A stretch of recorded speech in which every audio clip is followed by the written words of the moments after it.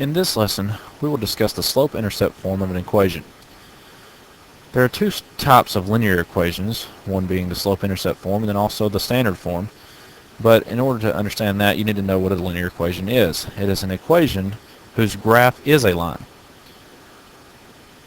In the slope-intercept form, we have two parts. We have the y-intercept and the slope. The y-intercept is the y-coordinate of the point where a line crosses on the y-axis. The slope of a line is the ratio of the rise to the run of the line. Also, we usually just say rise over run. But simply the slope-intercept form of a linear equation is y equals mx plus b. Example 1. What is the slope and y-intercept of y equals 2x minus 3?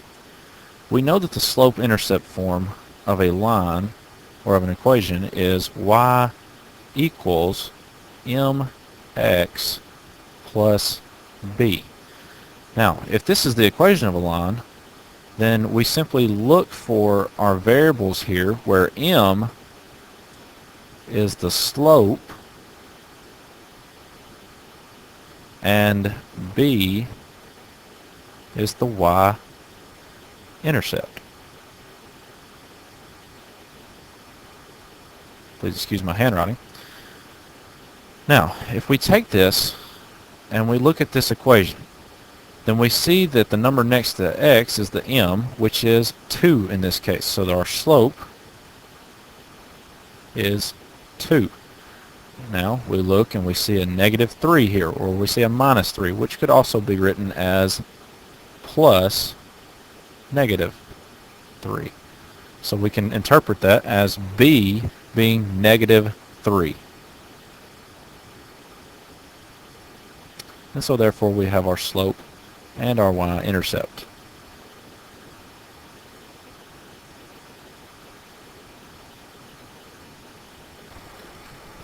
For example 2, it says write an equation of a line with a slope 2/5 and y-intercept of 4.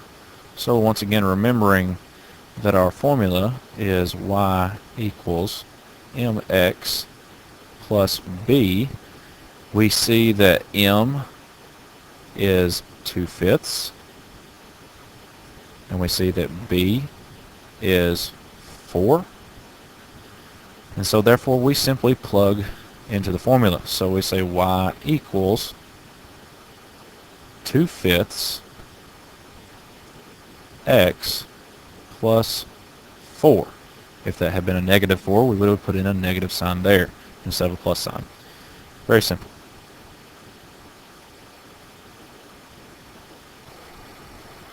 Example 3. Write the equation of the line. The line is in red. We have 2 points, 0, 1, and 3, negative 1 given to us.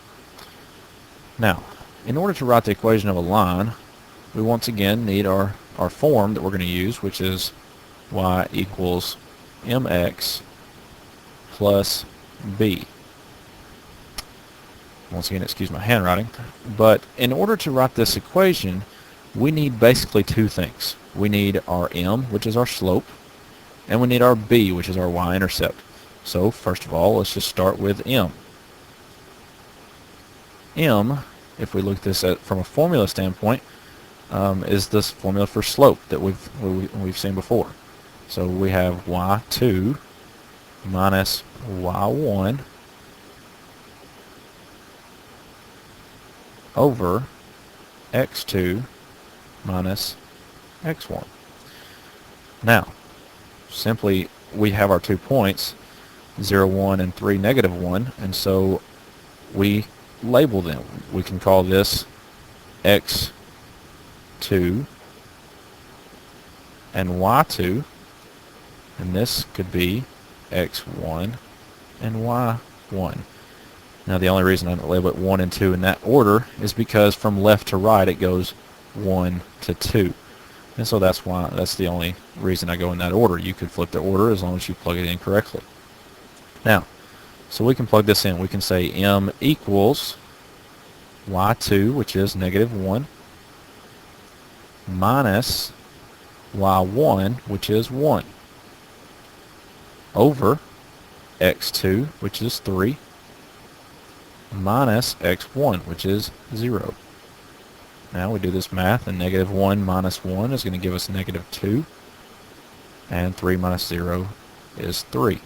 So our slope is negative 3.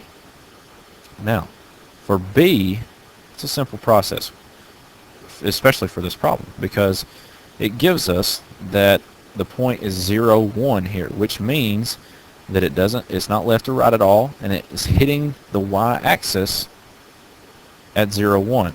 And we need the y-coordinate for that, which is 1. So b is going to be 1. Okay? Not always so lucky, but in this case we are. So we use b equals 1 and m equals negative 2/3.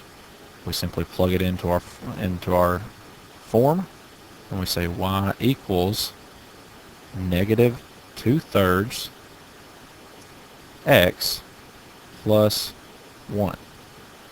And that is the equation of this line.